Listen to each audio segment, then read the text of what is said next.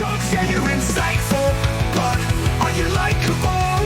You got jokes, you're the host, stand up. Are you likable?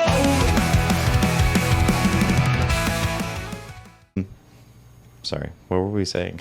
Oh, I think we were just talking about how some of the crime cases from, honestly, like the 1800s and up, but into like the 80s and then some of the 90s are more interesting because there's more room for the offender to get away with stuff for longer. And the more that people get away with stuff longer, the more asinine their behavior.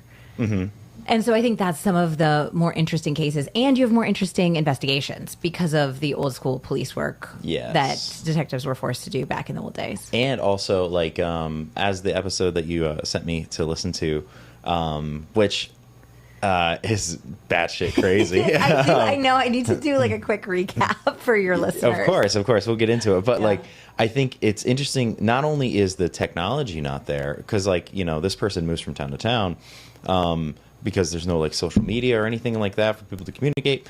But also there's like this, like, I want to call it like maybe some misogyny or just stuff from like the detectives and all that kind of stuff that are just like, oh, she's innocent because, you know, it's just like, there's no way that lady could be doing this. Sweet, well-dressed, well-put-together woman. Yeah, she was also very attractive. Yes. So, yeah. Do you want to do a recap of the ep? Or? Yes. Okay. Do you do like any like, so I'm speaking to so-and-so? Oh, you know what? I should do that. Do you You're want right. You just jumped right into it. You threw me off my guard. Sorry, I'm just ready to talk. Cool. Hello and welcome to Likeable, a show where we discuss stand-up comedy from an entry-level perspective. Today, I am joined by not a stand-up comedian. Definitely not a stand-up comedian. No, we're joined by Jessie Pray of the Love Murder podcast. And Jessie is here today because in stand-up comedy, there are many comedians that are very interested in starting a podcast. Me, but Jessie has taken her podcast from nothing, along with her co-host Andie. Sorry, it auto-corrected to Andie. Along with her co-host Andie. Yeah, we're just two chicks with boy names. Jessie and Andie. Totally. Yeah. Actually, it's very Toy Story-esque. It is indeed. Is your producer's name Buzz? No, we were best friends for, we've been best friends for a little over 20 years now. So I think we predate Toy Story. When did the first Toy Story come out? 90-something. Okay, so maybe not. Maybe not predate Toy Story. But yeah, we named ourselves after Toy Story. Yeah, that's right. Yeah. We should have. I mean, who wouldn't? You should put Andie on the bottom of your shoe. There we go. Yeah.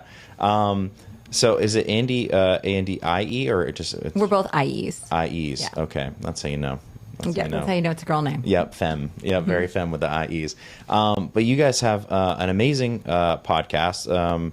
We met at the gym. Yes, we did. Your trainer is my good friend Michael, who is a human dog. He is the nicest guy who has been roped into true crime now because he trains me and because his girlfriend Shannon listens to the show.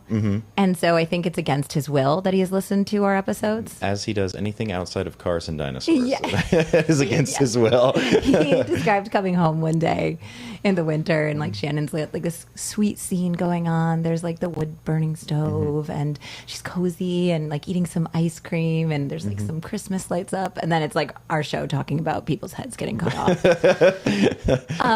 So Mike is a very good friend of Dave's and now a good friend of mine because I have to, pay people to be my friends and he's my trainer. Yeah, exactly. Not too bad, right? Yeah. He laughs at my jokes. So yeah. I think that's why we both like him. Yeah. He is a very easy laugh. Indeed. Yeah, it's very nice. I miss working with him as much as I used to because I was never more confident as a comedian. Even though I wasn't a comic back then, he was still a killer audience. Yeah, he acknowledges that too. He's like, I'm just an easy mark. And I was like, wait, I'm not hilarious? I put him, I try to get him in the front row for the comedy shows at the Krog because it's like a great confidence booster. Absolutely. Yeah, and if he's in all the photos, he's just like holding his face, It's very fun. But y'all have a great podcast, and we'll love to talk about how it started, how we got where we went. But yeah, it's been cool meeting you at the gym, and I've been privately picking your brain about random stuff, and hopefully we can talk about that on this show. I think podcasting in general, even when you're not in the comedy field, I would imagine is a lot like trying to be in comedy, because everything is kind of evolving and you're constantly working on your craft, and it's all out there for people to see. Yes. So your first sets are out there, and then as you evolve and you get better at your material, it's all there. I was talking to somebody who has been a listener from the beginning, which I'll give you guys a little backstory. But we didn't know what we were doing when we started. And a longtime listener was like, wow, I was listening to this early episode and you guys were completely unhinged. And I said, it was like, they say dance like no one's watching. I was like, we were podcasting like no one is listening. Yeah. And probably at the time there was like 3 people listening. So that's why. But yeah, what happened for us was what happened, I think, for a lot of people. The pandemic. Okay. So I was at a really unique place in my life at the time. I had just moved from San Francisco with my husband. We had our first child, and I was trying to figure out where I wanted my career to go after that, because I'd been in sales and marketing for startups back in San Francisco, and then we originally moved to Millerton before we moved to Rhinebeck. And so Millerton's where the podcast started. Gross. And so I was there, and then I think the pandemic started. I had a little kid, like she was about a year old at the time. And I was just going on very frequent walks with her, hikes, and I had this adorable baby who's sitting in a stroller, and I'd be walking by people and they'd be like, oh my gosh, look at this lovely mother and daughter. And in my ears were other people's true crime podcasts. So like they're looking at this adorable baby and I'm smiling and walking by, and it was like, and then he did this to her. And I don't know why. It was just like the hobby of the beginning of my pandemic experience of just being holed up with my baby. And I was complaining to my husband about certain aspects of certain true crime podcasts, which is that I think that there was a lot of focus on serial killers, when statistically, especially women, are way more likely to be killed by their spouse or an intimate partner. Oh, yeah. And I was also really interested in everything that came before the murder. I felt like a lot of true crime podcasts focused on the murder itself. Yep. And sometimes the investigation or perhaps the trial. But there was no idea or no concern given to the life that the victim led up until that point. Fair. Also, because I did study a lot of serial killers in college, when they cover the serial killers, they do not put a lot of attention on the victims, because it's just a note. Tally. Yeah. But also, like, they don't talk about a lot of leading up to the murder, I think, because, there isn't a lot of lead up to the murder. Like, Ted Bundy would just like, oh, my arm's hurt. Can you help me get in my car? And then, never heard from again, Yeah, and therefore, it's basically they had nothing to do with the killer up until that point when they were targeted by them. And usually they're chosen for superficial reasons. They look a certain way, or they look small enough that they can be attacked easily, or whatever it is, whatever that serial killer's MO and type is. I was more interested in the kind of normal people that murdered. The people that people know, like they were like, that was my neighbor, that was my cousin. People who don't necessarily have a ton of mental health issues or a drive to kill in the same way serial killers do. So what would result in a person like that killing, and especially killing the person that they love the most or that they had sworn to love? And what are those factors? So I was really compelled by seeking out this information. At the time, I was considering going back to school for marriage and family therapy. Okay. I was more interested in the whole idea of love and how it can go so wrong. Because until I got married, I was fascinated about how people actually found somebody to want to commit to for the rest of their lives. Because I didn't know if that was going to happen to me. And then it did happen. And then I was like, okay, well, is he going to kill me now? It's almost like is it too good to be true situation. What is the worst case scenario constantly? And so I was interested in marriage and family therapy, how these love stories end up either in counseling, and whether you can repair that rift and get back to a baseline level of love and respect? Or how bad can it actually get? So that's kind of where Love Murder came from. I was separated from my best friend. She lives in LA. I live here in the Hudson Valley. Hell yeah. Hell yeah. Yeah. But she works in fashion, so she was in New York City all the time. But then the pandemic stopped that, obviously. So we were just kind of like lonely, and we started listening to the same true crime podcasts and then calling each other and talking about them. And my husband already had a podcast, so his name's Nathaniel. He goes by NLW, and he had a crypto podcast at the time. Now he has an AI podcast. He wisely just switches to whatever is the most interesting and controversial Smart guy. technology of the moment. Yeah.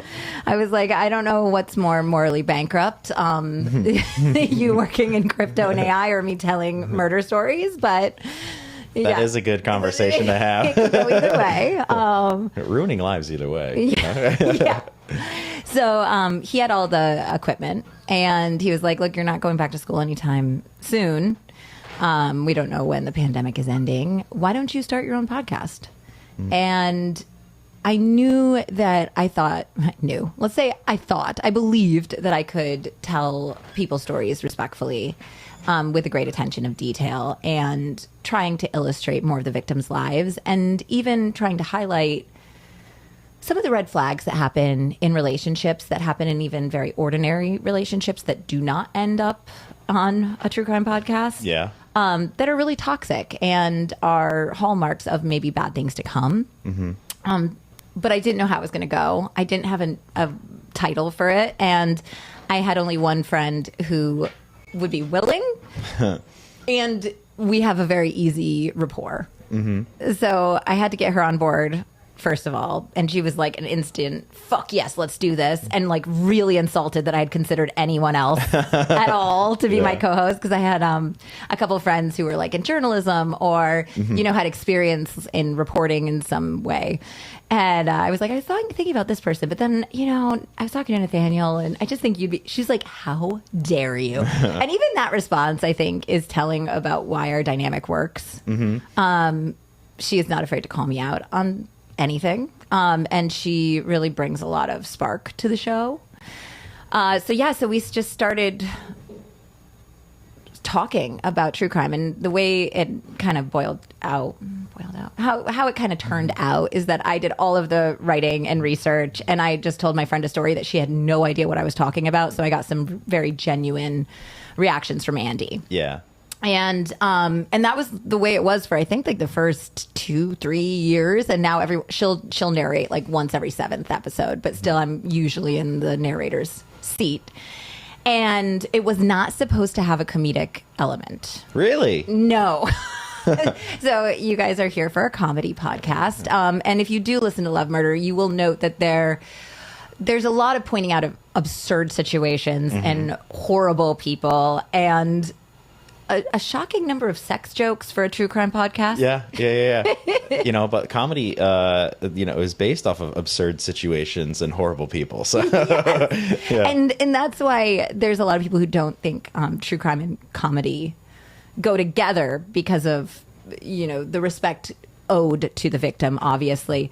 But it's kind of an area that's also just very fertile for comedy, because the people are so horrible, just so absolutely horrible. And especially in our type of show where people are having affairs and they are, in court, all of these like sex or like these horrific love letters are coming out and like describing their bodies. There's been cases where there's like close up of like the murderer's asshole is like part of like the evidence that they're like blowing up on a big screen at trial in front of a jury, and like the murderer's mom who's like, yeah, that's my daughter's asshole.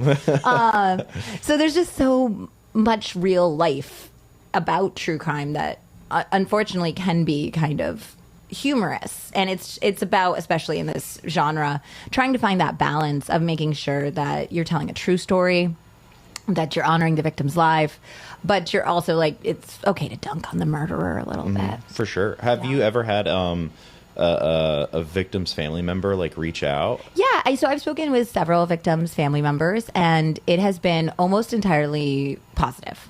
Okay, that's awesome. Which has been great. Yeah, I remember it was probably pretty early, and now I've since worked with some victims' families to produce the episodes. But early on, and for the most part, I get a lot of my research from true crime books, and I work in concert with true crime authors, so they can like publish a book, and I'll promote it. But I also use their like months and years of research, because I only do a case every week. I don't have as much time to do the deep journalistic approach. So it's kind of a synergistic. I think synergistic. Synergistic. Synergetic. Synergetic. Something like synergistic. Something like that. Relationship. Strong talkers. No. I learned all of my words from reading and not from speaking. So here we are. True. And now it's my job to speak. So I don't know if I'm in the right field. It's the quinoa effect.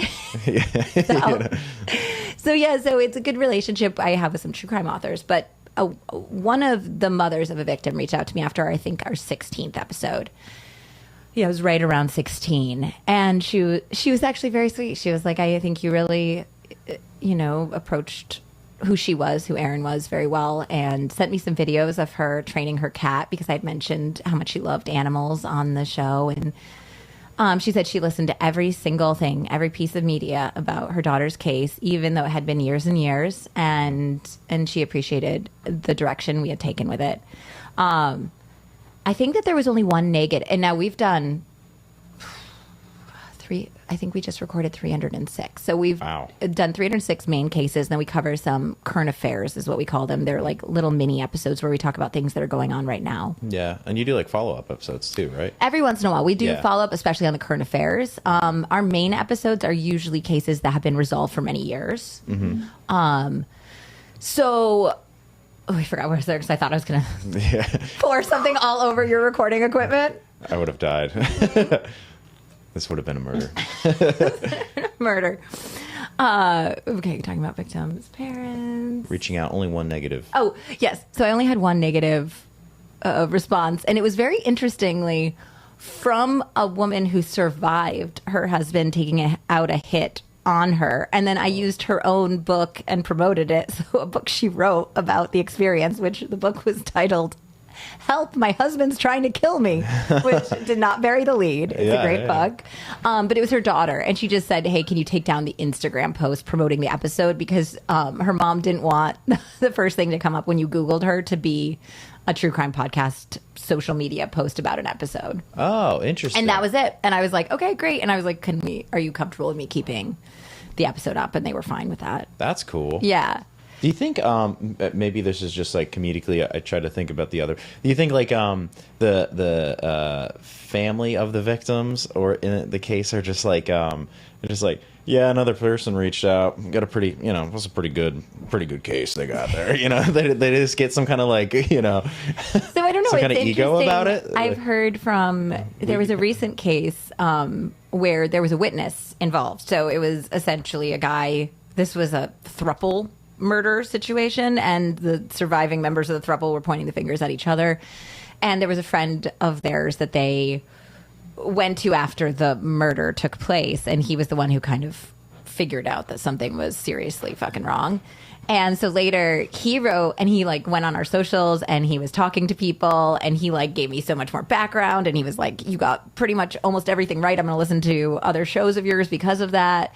And he was telling me about like other shows who didn't get it right. And I thought it was crazy. Like, he's very involved in everything that goes on about the case that he was involved in and that he had to testify at trial. And I think that there's other families and people who are involved in cases who do not listen, do not want the reminder. They don't want to remember that time of their life. So it is very hit or miss. But I definitely think that I have considered that the mother or the sister or the daughter or the son, brother, whoever it is of the victim that I'm speaking about is listening. And I always podcast as if they are. Because people deserve dignity, and they deserve to be... they deserve to have their story told in ways that are about how they lived, not just how they died. Yes, I agree. Yeah. It's like there are I mean, I've only studied like serial killers really. So, I mean, I think like there is like a lot of attention put on the serial killer, and sometimes there is this is related but not, sometimes they're almost glorified because they talk about the killer more than they talk about the victim, and then it's just like, you know, then you get copycats and all that kind of stuff too. But it's just like, man, I just died in your arms tonight. Oh, hey, didn't see you there. This episode is this is going great. I think a lot of I'm going to use this clip on like every episode going forward. I think because those vocals just hit, dude, fucking hit. It's like amazing how good those vocals are. This is the a different interruptible to let you know to subscribe to our Instagram at LikeablePod. But people tell me likable spelt wrong, and I'm not looking into it. I like it like this, you know, because I get an A in the likable. It's I get an A in likability. That's what they say. Scientists have said that. And also, if you're listening to this and you're annoyed or anything like that, you know, that's fine. I'm sorry that we're doing this. We got to plug the YouTube at David Stickle Comedy for the YouTube. I drop episodes on there every Wednesday, and you can see the video form of this. You can see my face, the guest's face, which is probably what you're actually wanting to see. Probably pretty tired of seeing my face at this point in time. I'm sorry about it. I'm ugly. Anyways, this could have been 10 seconds long, but here we are. We're doing this. It's 1 minute and 30 seconds right now. But yeah, check out the YouTube. Every week it drops consistently. I can control that. Sometimes radio free, there's like holidays or something comes up and it might be a little delayed, which is totally fine. Now, if you want to stick to the audio, totally cool. I love boosting those numbers. But yeah, if you want to check out the YouTube at David Stickle Comedy, and you could see video of us. But check out the Instagram if you can for clips. That would be great. Okay. I'm just going to die in your arms tonight, I guess, if you don't subscribe. Anything that person feels, because they're like, you know, the victim's family member feels, because like, you know, like, you know, Anne Rule wrote a book called The Stranger Beside Me about Ted Bundy, and talks about like how cool of a guy he was, and like, you know, how handsome he, and like really just plays up how it all like worked, how he did it, you know. But like, you know, sometimes it makes the victims sound like they were just women that were easily duped and not like human beings, you know. So yeah, I think it's interesting to pay attention to, hey, that person's family member might read this, you know, because it's about what happened. And I think we're moving on from that as a society in a great way. I think that there was a term for sex workers that they used to call the less dead, as if like you could tell the story of a sex worker getting killed and their life didn't matter because they were putting themselves in harm's way in their profession, you know. And since that feeling that occurred, I think in like the 80s and 90s, especially in any sort of old true crime format, things have changed a lot. And I think that now, especially with like the Gilgo Beach serial killer, I've actually listened to a lot of podcasts that focus a lot on the lives of the women who were killed. And I appreciate that we're changing as a society for that reason. Mm-hmm. I had a really interesting guest on the show once. We did an interview with her, Dr. Jan Canty. And her husband was in a relationship with a sex worker. She had no idea. So she was a young graduate student who was, I think, getting accredited and was busy building her own career with her husband, who was something like 20 years older than her, I believe. I think he was a well-known psychologist, very well respected in his field, and they had kind of connected about that as she was becoming a therapist and psychiatrist. And she thought that their life was just going along and it was great. And then she finds out for, I think, more than a year, her husband had been having a long affair with this very young sex worker, and he had completely depleted their savings because the sex worker's boyfriend, who was her pimp, had gotten involved and kept demanding more and more money from this guy. And when he had cleaned out all of their accounts, unknown to this young woman who he's married to, they killed him. And then they cut off his head, and then they basically took parts of him and just like threw him down the highway. So she had to grapple with the fact that her husband was murdered. And then throughout the investigation, she finds also out that he had been having a long-term affair, and she had been letting him manage the finances, and now she has nothing. They're completely broke because he had spent all of their money on this. Like rock bottom. Yeah, and then there was a lot of media attention. Now, it was different because I think this case took place in the 80s, but it was a different type of media, like the news cameras in your face 24/7. They weren't supposed to get in for his funeral, and they were like breaking in, or people were sneaking into the church. And she talked about that experience, like the violation of the media wanting to speak with her, or wanting some, like, that they were deserved this bit of her while she was grieving for her husband and coming to terms with the fact that he had been unfaithful. And the concern about sexually transmitted diseases, and all of this was going on for her at the same time. And she's become a real victim's advocate, a homicide survivor's advocate. And so she came on the show and we talked all about her experience. And it was pretty eye-opening because she had a lot to say about the glorification of serial killers and trying to change, the entertainment portion of certain true crime podcasts. And we are part of that because I do know that so many people listen to us for entertainment. Yeah. But, being careful about language and all the different ways you can honor victims. And I did ask her about forgiveness, because is it important, like, to a grieving process, to forgive, let's say, the person that murdered your loved one? Or in her case, has she forgiven her husband because he did lie to her and he did cheat on her, and the result of those actions were that he was killed? And she was like, I don't believe you need to forgive. She's like, you don't need to forgive for healing. Like, if you want to hold on to it, hold on to it. And it's funny because everyone else I've ever talked to has been like, oh, I felt so much better after I just forgave this person, and it's not for them, it's for me. She's like, oh, fuck, no, hang on to that shit. That's probably what fuels her advocacy for the victims, Yeah. That's so interesting. You mentioned people listening for entertainment. Do you ever wonder or get curious if people are listening for education? Well, we have had that too. When I say that, I mean someone who's planning a murder. And it's just like, how did they get caught? How can we figure this out? I think it's education for women.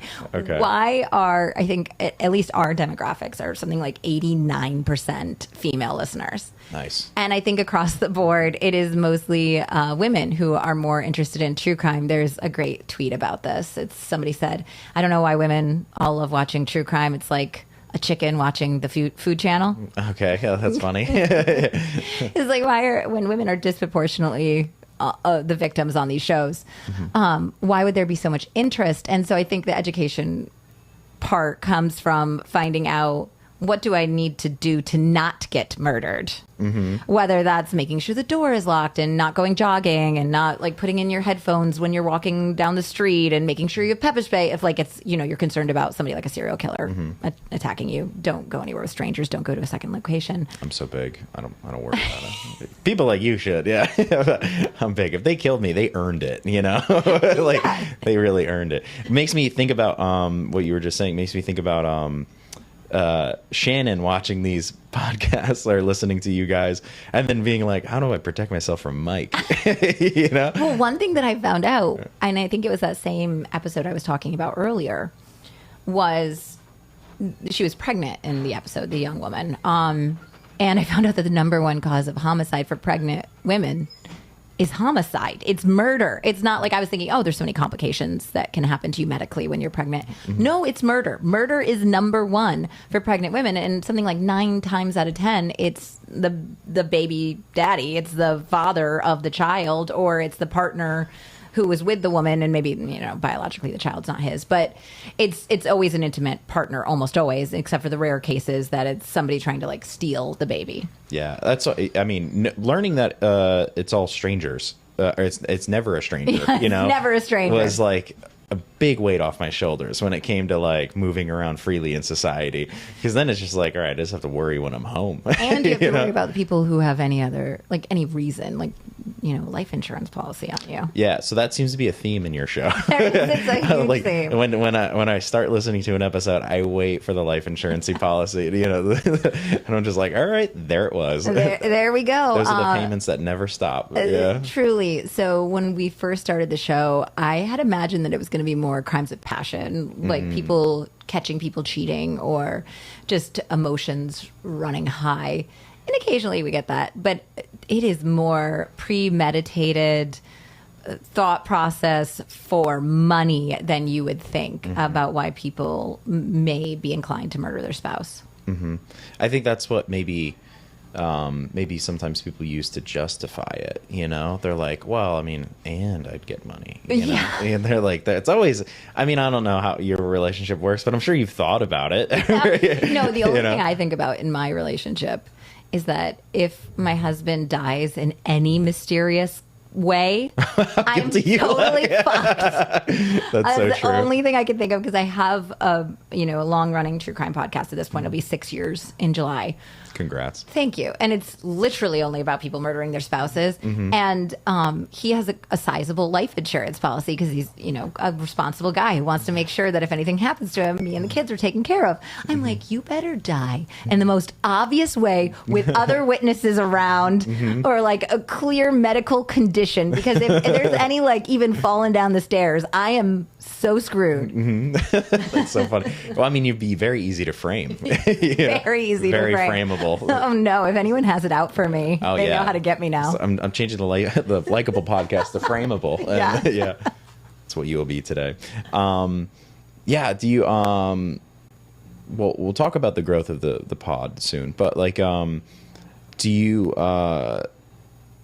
We want to talk about like your favorite episode or the one you sent me? So I did send Dave. I did send you an episode that I remember researching. I hate to re-listen to myself, so I don't know. I don't remember exactly what made it onto the show that time, but I cannot forget the story. And it is kind of sad because I've been focusing so much in this conversation about talking about the victims and how important it is that the victims are known and honored.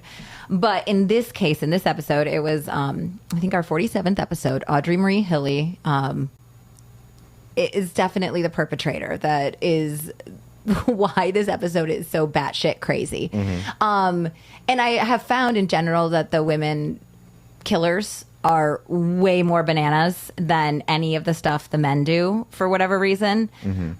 Maybe it is because they get away with it longer or they seem unassuming in some way. But Audrey Marie Hilley was essentially a 1950s housewife from Alabama who had always been known for her good looks and graces. And she got married really young. They had a family. And eventually she kind of grew tired of her husband. She was getting up there in the age. Her kids are starting to grow up and move out of the home. And she was looking for a good time. So she started having affairs. She started doing a little bit of fraud. I found insurance fraud or starting fires are seem to be killer's starter pack. Yeah. Yeah. Arson's a good way to... and insurance fraud are a good way to get started in the murder business. Test how quickly emergency services arrive. Like, oh, there's a fire and a murder. Yeah. And Audrey was, well, I guess she went by Marie. Marie was a little bit of a cook, a poor one, because people just seemed to get sick every time she cooked for them.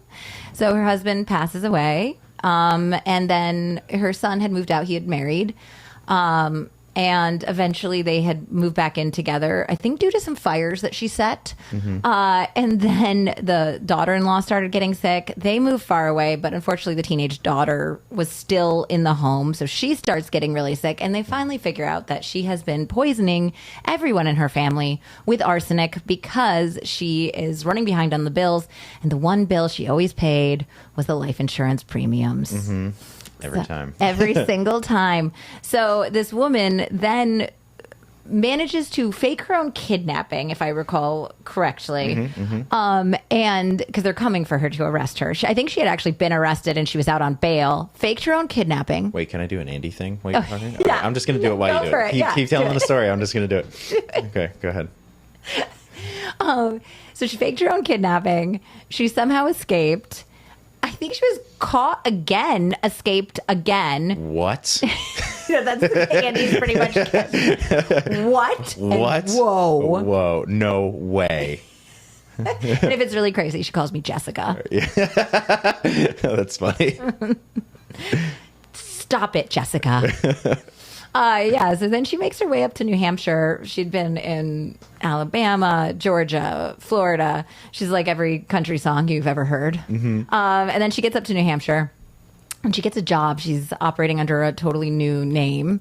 She gets married. She finds a guy. She's working at this screw factory of all places. And then she gets cancer, sadly. Oh. But not real cancer, fake cancer. Fake cancer. Fake cancer, but it feels very real to everyone around her. Of course. She's got some great stories about who she's seeing and specialists, and she finally tells her husband and the company she has to take a leave of absence because she's going to go, I think, to Texas or somewhere where her twin sister, now this woman does not have a twin sister, What? is going to take care of her. And then my favorite part was that she eventually got bored or didn't enjoy her life wherever she was hiding out and decided to come back to New Hampshire posing as her own fake twin sister. No way. Are you auditioning to be my new co-host? I'm there just in case anything mysterious happens to Andie and we may or may not have taken out a life insurance policy. So my question to you, having listened to the episode, do you think the husband knew he was bagging his original wife, or did he really think this was a fun new person, the twin sister of his dead wife? So I've got 15 minutes left. So I do have a follow-up question Okay. that I do want to ask, which I'm struggling to remember. But you guys did mention, like, I think Andie actually mentioned that he, like, recognized the vagina. I don't know if he did, if that was just a joke. Yeah. Was he just like, wow, twins really are yeah, similar? that's what you guys were talking about like 5 minutes ago on my way here. So I'm just like, yeah, I wonder if he would. I mean, the husband had to... boy, I would, maybe the grief like allowed him to like think it was somebody else because it's a lot to process. Yeah. But how do you not know? No. You know what I mean? Like how? You know, there has to be. I think, you know, the joke about like, oh, it was same position, same all this kind of like the same. They like the same things. Like that's too weird. You know, you gotta, if she's making up separate personalities, separate places, all this kind of stuff, she's got to make up like a new kink. You know, like yeah, you gotta have a new kink to like go this along one's with this into new butt personality. stuff. You know, like sorry. Is that like improv? You just really gotta I'm create. throwing it out there. Yeah. Yes, and Yes, and anal, which is almost how every it's new like, improv person Robbie does. really wasn't into anal, but Terry is. Yep, Terry's big. Yep, scary Terry loves That the minx. loves the butt. Yeah, so that's I think he probably knew. I think he had to know. Had So to know. the line was that he didn't. He said he didn't know the whole time, but then when he found out, he loved her so much that he stood by her anyway. Wow, Yeah. that's something people And should you aspire can't even for. get a girl to call you back. Yeah, I know. Yeah, No, I don't know Rough. if that's about Dave. I don't know anything yeah, about that's your just a love general life. joke That's a about general anybody, joke not about me. anyone. Definitely not about me. Not about Dave's sex life. Yeah, we'd never talk about that on the show. Oh, is it because it's so funny, or is it? No, it's so very not sad. funny? Very sad. Yeah. We have a lot convenient, you know, that we talk about this today. But no, a lot of stuff we're working on there. So yeah, a lot of stuff we're working on there. What the fuck was the question I was going to ask you about this? You also, I don't think you mentioned the daughter had a friend who passed away mysteriously. Yes. So the daughter also had a friend that was around often that she became seemed mysteriously ill. Queer leaning, right? That Yes. Yes. And the mother didn't really approve of that. Yeah, the mother didn't approve. And I don't know anything about the friend who passed away, but she particularly did not like that her daughter was I think that she did come out later in life, but at the time she was closeted, but it was clear that that was who she was. Yeah. And mom was not on board. Yeah, so it was pretty crazy.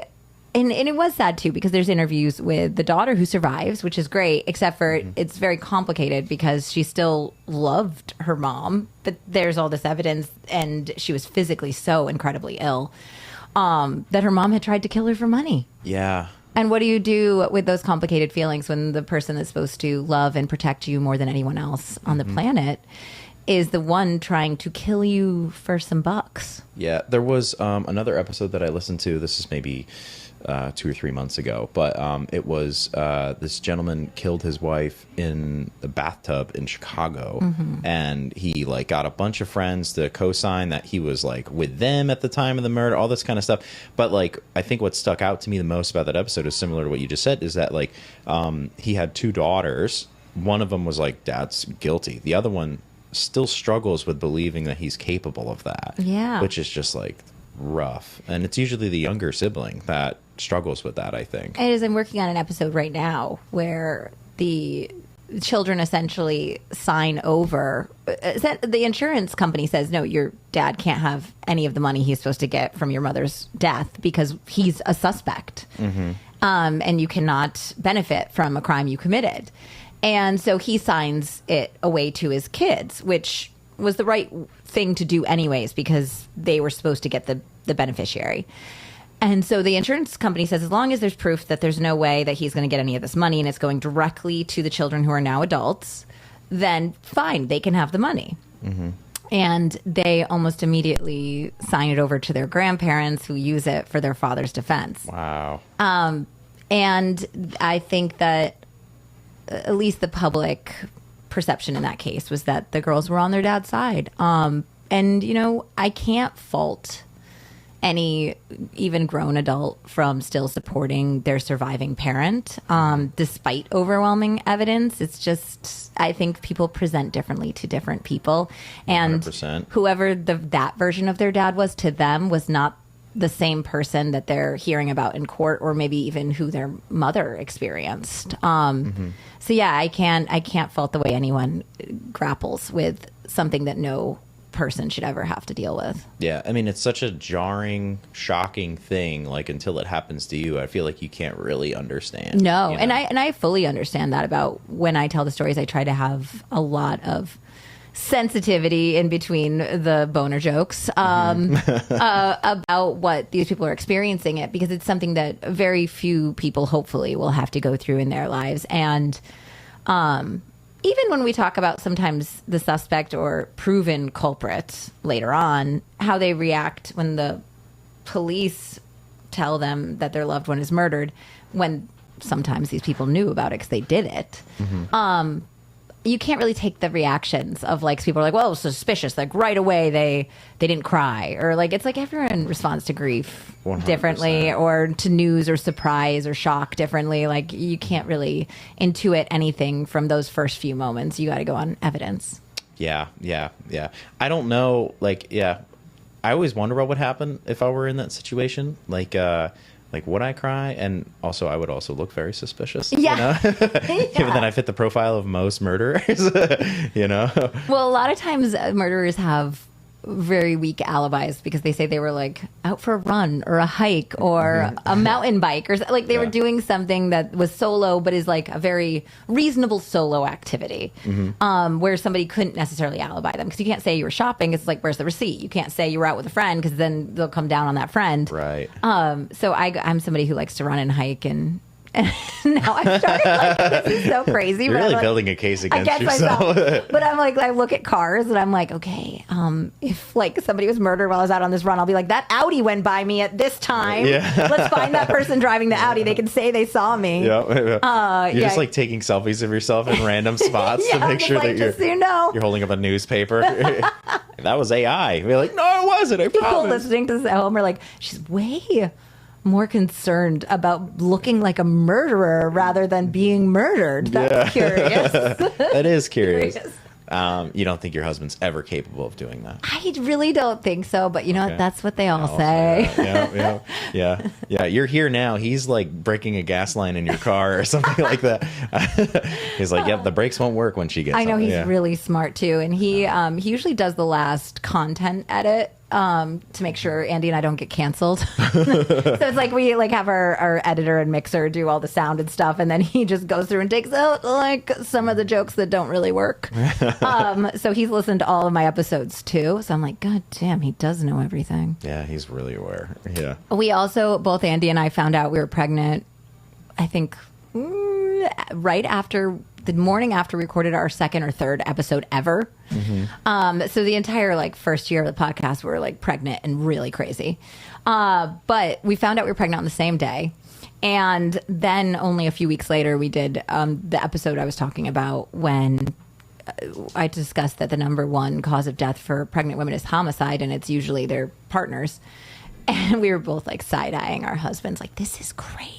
What do we have to worry about here? Yeah, but if both of you go missing at the same time, It would be very suspect. Very suspect. Yes. Yeah. Well, I'm happy you didn't get murdered. Me you know? too. And Yeah. I'm so happy you've never been murdered. Not yet.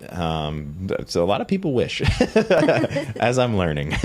Wait, not so likable? Not so likable as that is the general theme of this show. That I'm not likable. So how does this Tilly story end? Oh, so she ends up getting caught, but it's an interesting way because essentially somebody who works at this company, she comes back in and is like, oh, hello, everyone. Robbie was talking about you all so much, and I feel like I know you. And they're all like, am I taking crazy pills, or is this the same bitch? Like, they just don't know what to do with this woman. And so one of her old coworkers is telling, I forget, like some relative or neighbor or something who's a state trooper, like, okay, something is weird here. Like, this woman is definitely pretending to be her own twin sister, and she must have been like on the run from the law or something. So they end up suspecting her of being an entirely different fugitive from the law. It was a woman who I believe was involved in drugs.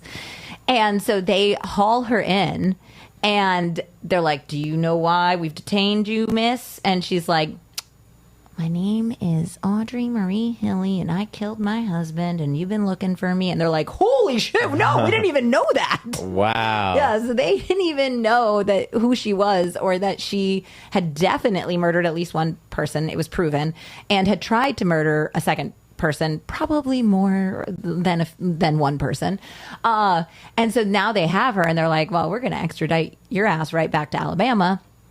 She goes back to Alabama. Her 2 times husband, who married both versions of her, which was actually like her second and third identities, comes with her. He moves down to Alabama so he can live near the prison, because she ends up going to prison for life. He's still supporting her? And he's still supporting her, and he's visiting every chance he gets.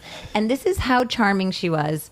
She was allowed to have breaks from prison where she would get to leave for the weekend and go to a motel nearby with her husband and have like a conjugal weekend. Legitimate. What? Yeah. That's crazy. Like, why was this allowed? She Yeah. had tried to kill many, many people, and she had proven very adept at living life. And running from the And law. running She has a from the history law. of fleeing. Yes. That's So they were like, oh, she's, getting up there in the years, and she's so sweet, and she always comes back. just law enforcement. Yeah, if she's a dumb broad, she's not going to figure it out 3 times. Like, there's like no fucking way, dude. So this That's guy who crazy. has like followed her and taken her back, he gets out of the shower one day when she's on one of these conjugal motel visits, and there's a Dear John.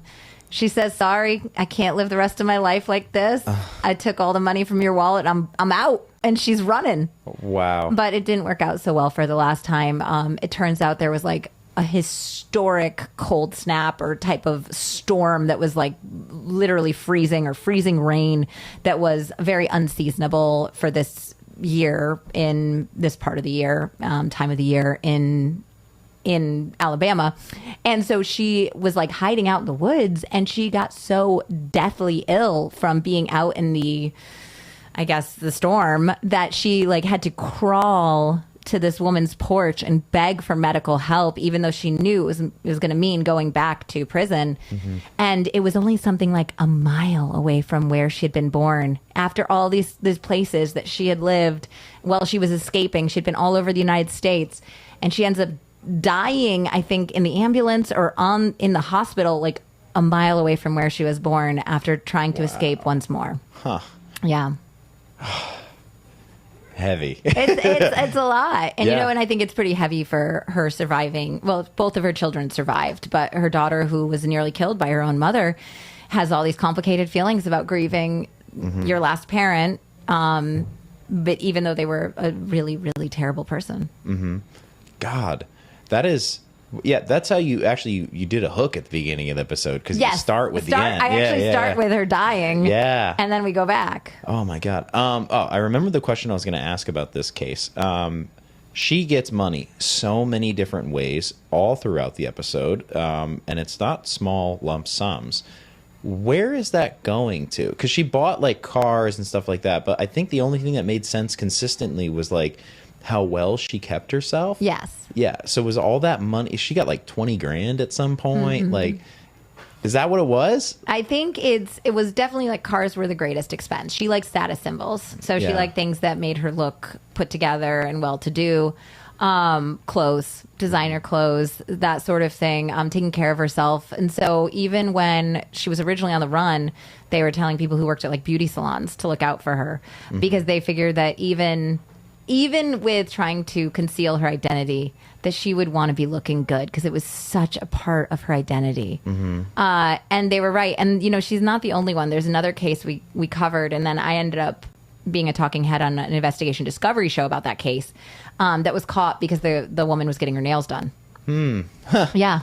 It's a vanity. It'll get you. This reminds me of a John Mulaney reference, because he was talking about how his dad and him were like trying to get into maybe a Bulls game or something like that, and his dad was always wearing a very nice suit, and he had John dress in a very nice suit, and John was much younger, and then they just walked right past security, and then John's like, what's going on? And he goes, nobody questions a well-dressed man. And then they just kept going. His dad was a lawyer, it was like, nobody questions a well-dressed man. And it was just like, oh wow. It's true. Yeah. So I mean, I guess if you keep yourself looking clean, well, there you was, I seem think, less shady. a point in the episode where she is on the run and she even like walks into a police station in a different state and is like, I was on a bus and somebody stole my purse and they took everything from me and I have no way of getting back to my family and I don't know what to do.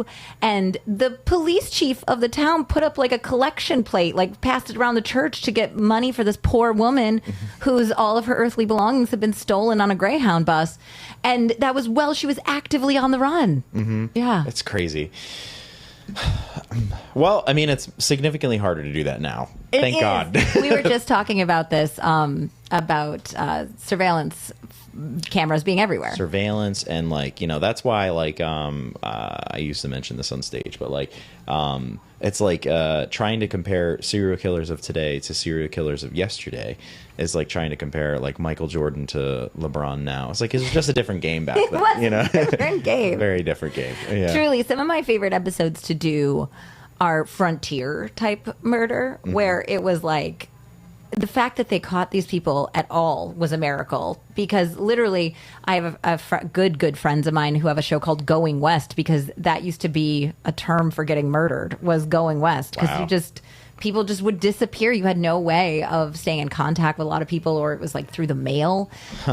So there's a family called the Benders that were operating essentially a murder farm, where they figured it was a lot easier. They started by having boarders, and then they're like, well, let's find out about these boarders' family. Like, who are they traveling with? They got anyone that's looking for them on the other side, waiting for them? They'd ask some nice questions at dinner.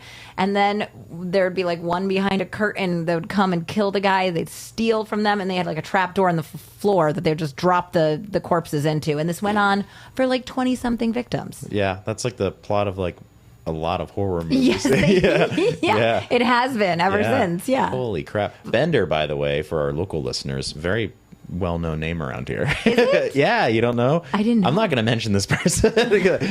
They are a lawyer now, and they would sue me. So, way more money than I will ever have, but they own many buildings in town. So, wow. Yeah. I had no idea. I'm still relatively new, I guess. I've been here for 5 years. I still call it new. Yeah. I mean, yeah.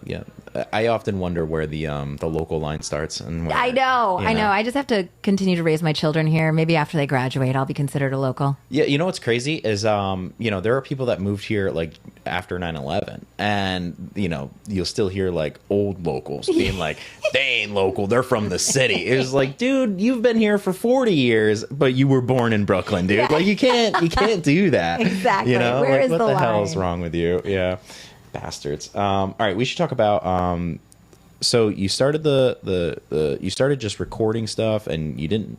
You didn't know if it'd become anything. We released 3 episodes in one go because I remember feeling like my own opinion about podcast was that you have to let the personality grow on you. Mm-hmm. That's why people love to binge shows. They get into just like you go through phases where you like to eat the same thing over and over again. Mm-hmm. I feel like people get used to certain host voice and their mannerisms or the way they tell a story, let's say. Okay.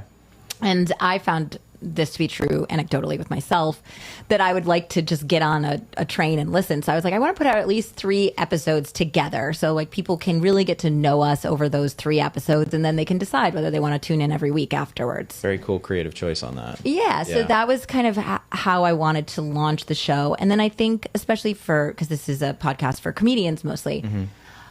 and I'm sure you've already talked about this on previous episodes, you have to find a way of delivering the information that is authentic to who you are. Mm-hmm. And that's what I was starting to get into when I said it wasn't supposed to have a comedic bent. We wanted to tell really interesting stories that still were helpful in the context of like recognizing red flags in romantic relationships, especially because it's mostly a female audience. So it's like, this is ways we're going to talk about this dirtbag guy, and you might recognize your dirtbag boyfriend in this guy, and let's get you out of that relationship before it ends up in murder. So our tagline is trust your gut when it comes to love, so no one ends up murdered. Mm-hmm. We had a different original tagline. I'm like kind of blanking on it now, and I ended up changing it because I didn't want it to be victim blamey at all about because I think it was like we're all just one bad relationship away from getting murdered. It was probably something much worse. Yeah, who knows? You just got love murdered, Yeah. Like a gotcha line. So when we started, the plan was just for me to tell a story to Andie, who she still has like 3 different businesses, so she was really busy. So I'm like, I'll just tell you a story, and you're just supposed to hang out, and we have a glass of wine, and you respond as you would respond to anything about me telling you a story. And some of her responses were just so funny, just sometimes intentionally, sometimes unintentionally, and then we would start like riffing on something. And it was a very obvious extension of our natural relationship. And so even though her husband's a musician and he did our music, and the music, intro music and outro music is very intense. It's like I wanted like a 9 Inch Nails vibe kind of. Okay. Like I want to fuck you like an animal vibe. And Closer, I think is the name of the song. And he's like, whoa, I thought this was gonna be like an intense, like dark true crime podcast, and you guys are just like making dick jokes, Yeah. And it just kind of just started that way, and we decided to keep up what felt right to us, and I think that's probably what made us different, because so many podcasts started during the pandemic, and especially the true crime market is extremely saturated. Comedy podcasts are just rough. Yeah, it's hard to get a foot in the door. So what is it that you're doing that is different or relatable that maybe other people aren't doing? And, we're just 2 white bitches who wanted to maybe highlight intimate partner violence or talk about red flags or find a way to connect with each other and other people who felt disconnected during the pandemic. And there's a lot of podcasts with 2 female hosts out there, and we weren't, psychologists. We weren't comedians. Small Town Murder is a good one if you guys want to find an intersection of true crime and comedy, because the hosts of that show are actually both comedians. Oh. Yeah. Sick. Yeah, so you should check them out. They're very, very good. And I on our first show, I was like, we're not like professionals, but like hopefully you like rolling with us, you know, and you like the way we present the stories. And I've done it. I've done my best to make sure everything is completely accurate and as respectful as possible. And I have the most information available to me to present the case and the backstory in the most detail for the audience. But despite all of that work, what people really comment on is the relationship between myself and my co-host. That's cool. And that they can really feel the relationship, and it might remind them of their, you know, long distance bestie or their girlfriends or, you know, their cousin or sister or whatnot. And we didn't know that was going to be the case. We didn't really actually know what our selling point was going to be. We just kept showing up and doing the work. I also think my other advice for people trying to break into podcasting or comedy is to treat it like it's a professional job that you're getting paid for, even when you're not. Mm-hmm. Because we didn't make any money for a year. Yeah. And I probably could have made money earlier, but both of us had other jobs or financial support that I didn't want to put like some really shitty ads like on the show to only make like, you know, a pittance at the beginning. So I made the call that we weren't going to make any money for a long time until we could get some bigger sponsors. Sponsors. Some sponsors. Very They're French. French. Sponsors. We could get some bigger sponsors where we could do the essentially the voice over one, so it was just still our voices talking, so it didn't kind of interrupt the experience. Mm-hmm. So I made some creative decisions. Now it's kind of impossible. We've reached a level where we can potentially make more money off of the ones that sound like radio ads than even the host spoken ones, because you get to a certain level of how big your audience is and that reach, and it kind of starts coming out even. Okay.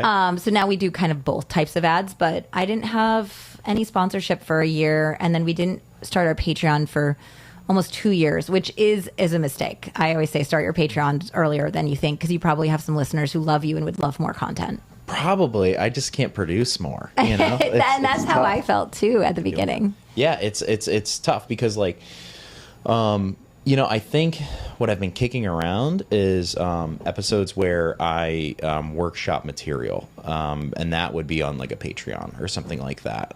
Just because when I started this show, I really wanted it to be two comedians talking. I used to ask comedians to bring a bit that they're working on. I would bring a bit that I'm working on, and it turned into like a little workshop. And what it eventually turned into was talking about the guest and figuring out who they are and how they got to where they are as a comedian, and then also sharing anything I've learned so far, you know? So like me as a first couple episodes, I would like to think knows a lot more about stand-up comedy now, and you could hear, if you listen back to the first one, you might be able to hear like how dumb I am, you know? So like it's turned into this like very even the point of this episode is, you know, there are at least 8 people I can think of that are stand-up comedians, and they co-host or they're a part of a podcast, and you know, and you've done the damn thing. So it's like, you know, this episode is for them, you know, and to really help them maybe take 1% of what you say and like turn it into something, you know? I don't know how much help I've been so far. I would say that collaboration is always a great idea. Mm-hmm. We collaborated with a lot of true crime podcasts coming up when we were getting started, so we were all trying to like help each other out and promote each other on our panels and our social media channels and on the show. We would definitely do a lot of that. We were very lucky. I would mention my friends at Going West earlier. They were a much bigger podcast than ours was, especially when we got going. Mm-hmm. And they like ended up shouting us out on their stories or something on Instagram, and they already had thousands of followers. Cool. So a lot of people found us that way. We were very lucky, and they're still like our best friends. We're going to CrimeCon at the end of this month, and we'll be Vegas, right? Yeah, we'll be in Vegas at CrimeCon, hanging out together like table by table. Mm-hmm. So I've met some great friends that way. But I would say open to collaboration. Working well with others, taking constructive feedback, which I think comedians are actually amazing at, more so than most professions. You'd be surprised. We get constructive feedback from nonverbal expression and audio from people laughing immediately, Yeah. right? And then sometimes I've definitely done this. You walk off the stage, you be like, "That crowd sucks," and it's like, it's not me, it's them, you know. And then other times it's just like, God, I am the worst comedian of all time. Like, I got to figure out what I got to change, you know. So sometimes it's like it's there or not, you know. Yeah, and they also say, like, my partner Andie, she doesn't read the comments or the reviews. Can't read. And she can't. That's I'm why sorry, she responds. Andie. That's why she responds to me. Yeah. And she's right. You probably shouldn't. Yeah. I have always liked reading the reviews, even the bad ones. I learn there's some things we can't change. Like Andie has a very specific voice, and we probably say, I learned that I say a lot as filler. Like, I'm more of a person. I just did it. Sometimes she says a lot. She lives in California, so we excuse it. Mm-hmm. We've got to tolerate it. Yep. So you find out things about maybe vocal tics. And sometimes I just say to our editor, I was like, can you try to cut a couple of the likes or here? Because I don't know if I can change our vocal patterns at this point. But I try to learn from that. I try to learn if they say, this wasn't handled with sensitivity in the way that I think you guys could. I learned something recently, not recently, but like a year or two ago, that it's not called child pornography anymore. It's child sexual abuse material. Oh, I didn't know that. Yeah, and it's because, pornography is something that people can consent to be involved with in a way that child can. It's child sexual abuse material. But we got a listener who wrote in and was like, hey, you guys really need to call it this. It's not called that anymore. So sometimes it's really helpful. Other times it's like, I hate them. And it's like, nothing, like it's nothing that we can do anything about. I think we got one that was like all caps, like they eat when they record, which we have never done. And I was like, this is just inherently not true. Yeah. So sometimes it's kind of funny. We got one that said that our voices sounded like sex phone operators. Yeah, actually, I didn't put that together, but like I can see why somebody would think that. So we turned it into merch, that review, and we're like, for a good time, call 1-800-LOVE-MURDER. Love that. Yeah, because we were like, that's great. We kind of thought that one was amusing. Yeah. I never even considered that, but yeah, that is kind of funny. That's actually pretty funny. Mm-hmm. Hell of a good slam. I think it's important to check the feedback for people being like, hey, this could be considered unsensitive. Like that's good feedback to pay attention. Well, especially, I mean, it's different in comedy in some ways. In some ways, it's exactly the same, whether like a joke goes too far, and depending what audience you're doing it for. In true crime, we have a higher threshold, clearly, for like off-color jokes. And shockingly, we managed to walk that line, I think, because for most part, our reviews they really do manage to be respectful at the same time that they are saying what we're all thinking. Mm-hmm. Because sometimes you're thinking like, well, this guy's a real fucking asshole, But like other shows that maybe have more journalistic integrity wouldn't come out and say that. You could just say integrity. But I think we just decided to lean into who we were and how we would be talking about these cases when no one was listening. Yeah. And I think that works. So I think in order to have a successful podcast, it helps to have people who have knowledge or equipment, because that we got started because my husband already had an idea of how to produce these things. An awareness of marketing. We did put some money into Facebook ads. Yeah, that's smart. Early on. It was kind of where the audience lived. We have found that the biggest true crime audience are usually women in their 20s to 60s, thereabout. And a lot of those women were on Facebook. Yep, that sounds right. Yeah. So it's the only social media platform where you change your marital status, by the way. Exactly. Yeah, and people like to, I still go on Facebook just for like messy drama. Oh, it's so ugly on there. It is. So it's like, hey, do you like messy drama? Mm-hmm. Well, here's a case where the messy drama gets so bad that somebody gets murdered. And so we found some people through that early on. We have gotten to a place now where everything's organic, so we don't pay for any marketing or advertising. That's cool. But it was worth putting like, $1,000 into when we first got started, and really targeting who we believed our listener was going to be. And then I think trying to put out the best content you possibly can week after week, having it on a routine schedule. People know on Wednesdays they get a new full-length Love Murder episode. Mm-hmm. And I think there was like 1 week a couple years ago where something had screwed up in the editing process. So it usually comes out at like 5 a.m. And it was like 8:30 in the morning and it wasn't out yet. And I had so many messages from people being like, what's going on? Why isn't there a new episode? And I was like, whoa, I didn't think anyone cared that much. Yeah, well, that's nice. That's I feel like some people do that just to get, in their personal lives. Just to get, you didn't text me today.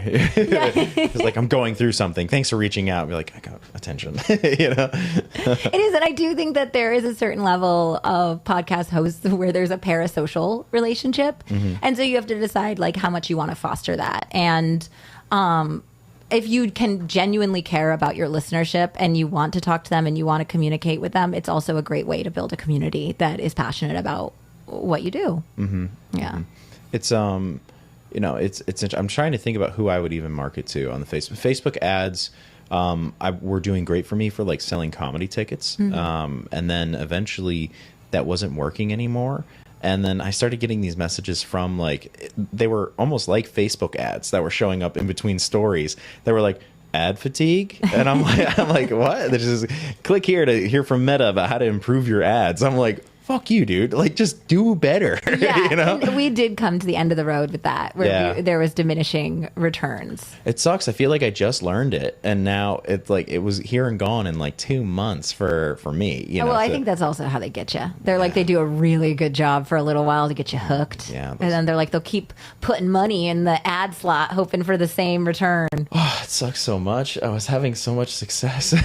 Now it's also summer, so I'm blaming that too. But. Well, I think that you hopefully will have some people on the show that have larger audiences that can share their episode, and that's how you come into consciousness. Like, we'll share this episode. I just mean selling tickets. Selling tickets to comedy, yeah. Because there was a show I put together up in Hopewell Junction, and I actually made money off the show. Because like usually, whenever I sell tickets, it's like just to pay the comedians, and just so everybody makes money for showing up and doing their time. As a producer, I'm very much just like, I don't need to make money off this. I care about stage time, and I care about helping out people that I think deserve a stage, and then usually the money goes into that. There was one show in particular where I was like, holy fuck, I'm actually making money off of this. And it funded all the other comedy shit I was doing, and then it died. So I think finding out where that lightning in the bottle success came from and trying to recreate it is the only thing you can do. I know, I gotta keep hunting down. I have to. I'm digging into it, even with this show here. Trying to grow it, like selling ads. Do you remember who like your first ad was? Do you still have them? Gosh, I have them somewhere on Facebook. It was promoting certain episodes. It was basically that's how we did the ads. We basically would create a clip, like a small clip with the highlights from the episode to try to drum up some interest and be like, do you want to hear the whole story? Click here. And it would lead you right to like Apple Podcasts. Sick. Yeah. I misspoke. I meant like your first advertisers. Oh, like who my first sponsors were? Yeah. So we were approached by a podcast network, our old network. I'm not going to give them any buzz. No. We've since fallen out with them, obviously. They can totally reach out to me. Available. I was the CEO. His wife was a listener. Okay. And so we were still pretty small when he slid into our DMs and was like, hey, let's talk. And it was really funny because we were like...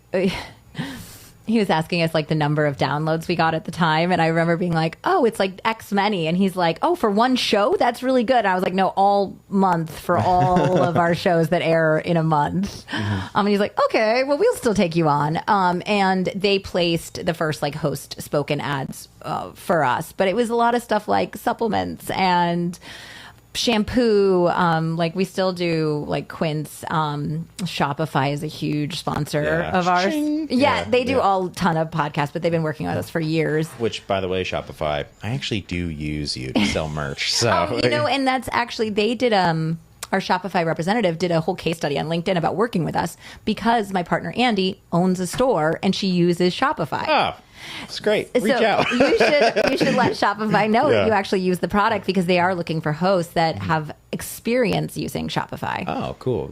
So that would be an in. And that's the other thing is that when we start working with a podcast network, we're currently with Podcast One. We tell them what our interests are, or when they float sponsors by us because we have to approve the ones at least that are coming from our voice. We say how passionate we are about that product, whether we actually use it or not, or like we're like we could use it. One of my favorite sponsors right now is a weed sponsor. Okay, cool. They're Indie Cloud, and they are so great to work with, and it's been really fun. And I am shocked so far, no one has said anything about us having a pot sponsor negatively, which I was surprised by. I thought I feel like that's kind of telling. Yeah, exactly. About what they think of you. Yeah, they're like, of course, this is big. I think one of our first episodes, I was talking about watching this show that's on Investigation Discovery that's kind of was an inspiration behind starting Love Murder, was this show called Scorned, and then it's like Love Kills. And I was like, it's a great show to get really high to. So I guess I said that on the first episode, so maybe that's where Indie Cloud and us came together. Like we targeted that word. Yeah. They looked up every episode that said hi. And yeah. What was I going to say? I've been shouting out Purple Mattress almost every other episode. I don't even know if they're still in business. Are they a sponsor? Or they're not. I just do it because I use a Purple Mattress and I love Purple Mattress. Yeah.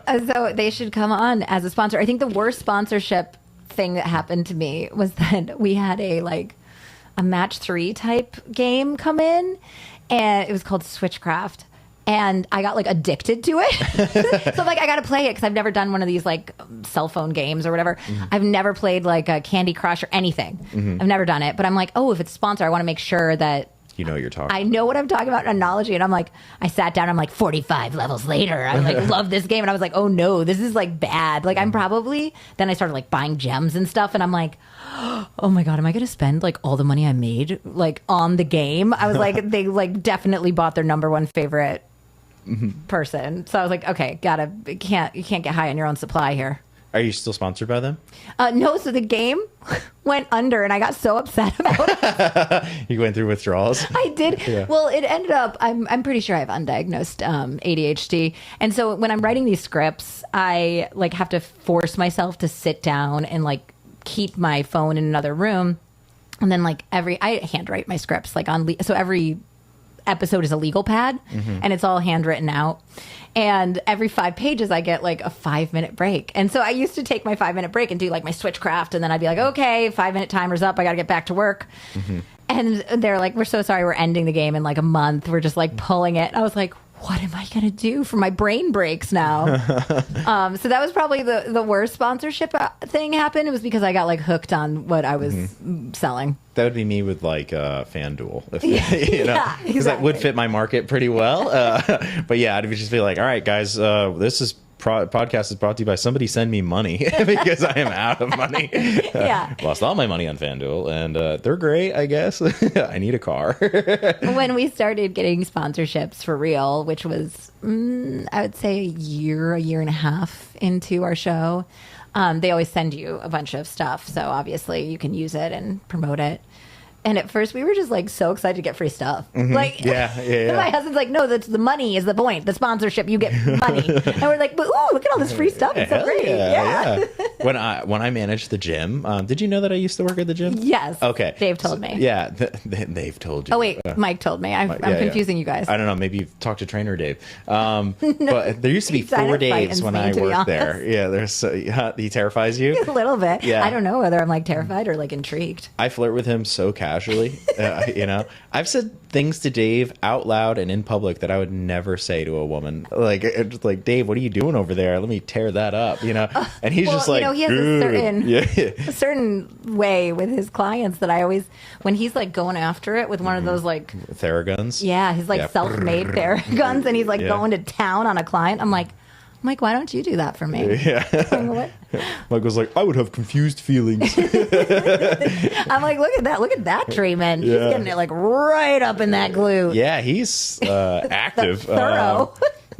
When I worked there, the Kratom was a new product. Have you ever heard of Kratom before? I've heard that it's a way that you can get out, it's supposed to be a gateway drug from alcoholism or certain substance abuse, but then people get addicted to it too. It's highly addictive substance that is it's got stimulant qualities, it's got a lot of different and people get so addicted. But Kratom was brand new back then, and they were just a company that was just called Kratom hit us up and was like, hey, we want to send you a box of stuff, try it out, see what you think.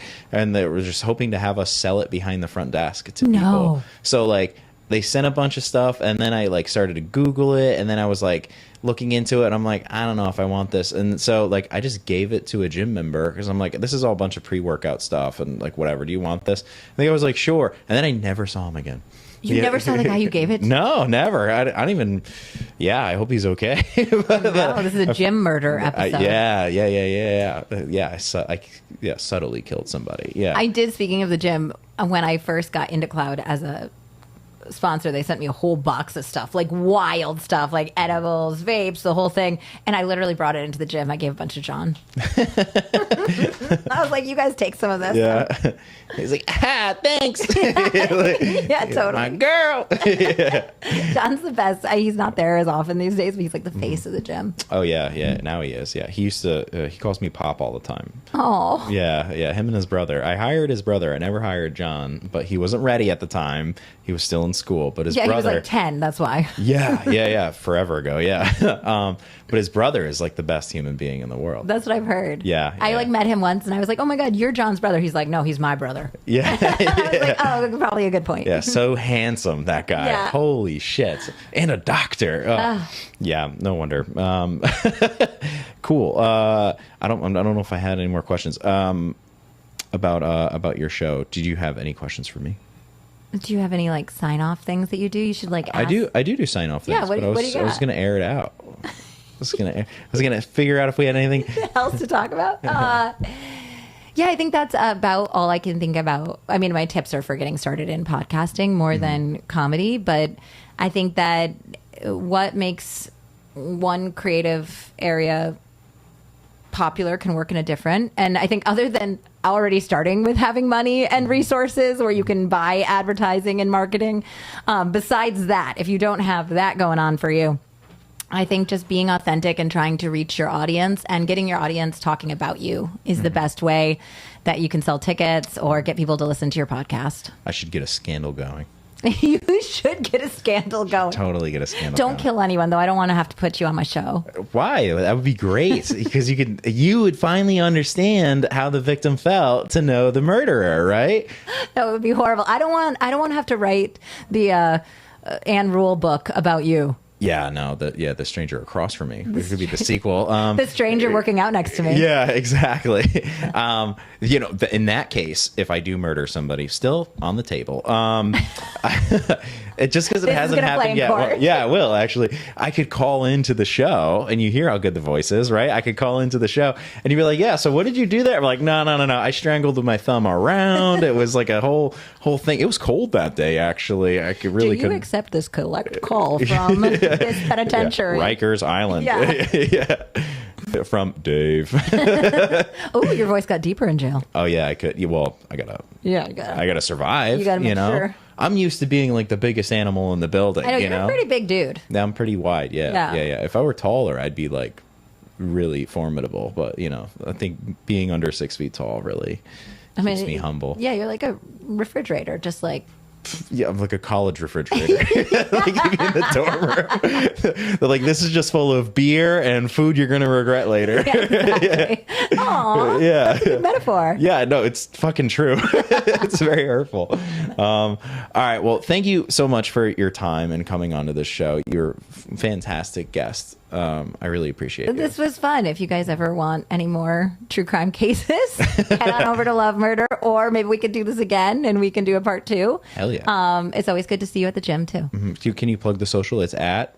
Oh, like where? What ours? Yeah, I think it's at Love Murder Pod on Instagram. Okay. We're also at Love Murder Pod on TikTok. I think we're slightly less active on TikTok, more than we should be. Mm-hmm. Yeah, if you just Google Love Murder Podcast or pop it in anywhere, we're the first thing that comes up. You'll know it's like pretty big show. It's not that big, but it's so big. Yeah, if you pop it into your Spotify or your Apple Podcast, it will come out. It's a red icon with like 2 little white broken heart faces. Mm-hmm. I 10 out of 10 recommend. I know 30% of my audience is female. All of you should listen to that. Also, but also dude, the 70% of the guys. You would like it, guys. Yeah. We thought actually we were going to end up with a male audience because some of the material is kind of salacious, and we're like, guys would be so into this. And Mike says that we have the sense of humor of 12-year-old boys. So we do. Yeah. So I really do think like every once in a while we get a dude who's like, I know I'm not your target audience, but I love this show. Yeah. And I'm like, me. great.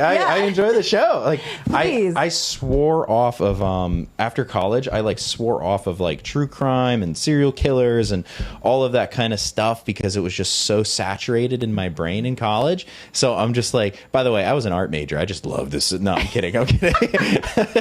You were an art major like Hitler was an art major? Yeah, exactly. You be my next painting. So I swore off it. But like when I met you and I heard you had a podcast and like you were so kind with your information to me, I'm like, I gotta check it out. And I actually started listening to episodes because one, there's a connection, right? But also there's just like you guys, you're aside from comedy, I do storytelling. You're a phenomenal storyteller. Oh, thank you. It's you. Great job. So like, it's great to hear that, and it's also just great to hear like the consistency in the patterns of these murders, and just think of like, damn, I can't believe these people thought they were going to get away with it. Yeah, after over 300 cases now, and more if we count the current affairs, I guess you wouldn't be surprised that there's so many things these people have in common. Mm-hmm. I think when people say, you were saying it's educational about how to get away with murder, it's that you're going to get caught. There's just no way anymore, unless you're Israel Keys about it, where you're killing people that are completely unrelated to you in any capacity. There's no way you will ever get away with murdering your spouse. There's too much of a digital footprint. There's too much Big Brother. There's like everything. It's always watching. I think about it when I do like the self-checkout at Tops. I'm like, oh, like there's that's right there. You know, it's capturing everything. And that's what will end up on the news too. You're like least flattering angle. So it's you being like, oh, this is like then tapping your credit card no several bags. times. I don't want bags. Yeah, that'll be on the news. Likeable is filmed and recorded with Radio Free Rhinecliff. Thank you to our producers, Jen Hammoud and Matthew Rosenberg. And thank you to the Epicurean, which hosts us for each and every episode. Please come in, stop and shop, and maybe you'll see or catch us on the air. That'd be kind of cool. It's a comedy-based podcast. Sometimes we talk about podcasting, and we're experts in absolutely nothing. You kind of are. Please take us with a grain of salt and sarcastically, of course. I think that's some version of my closer. Great. Yeah. Thank you for listening, and thank you for coming on. Yeah. And, trust your gut when it comes to love and comedy podcasting so no one ends up murdered. Yeah, don't get murdered. Don't get murdered. And but kill it out there. Kill it on the stage. But don't kill the them. crowd. Yes. And seriously, we talked about this, audience. Do not murder people. This is a constant theme on the Likeable podcast. We say this almost at the conclusion of every episode. Please stop murdering people. If there's a serial killer that listens to this podcast, there probably are. Please stop doing it. Oh, no. Yeah. And definitely don't frame us. You're very, like, if anybody wants to kill Jesse's husband, if you're looking for a victim, all right, cool. Don't do that. Sorry about it. This is all right. Thank you. We're going to do music. Okay, bye. Yeah, you got jokes and you're insightful, but are you likable?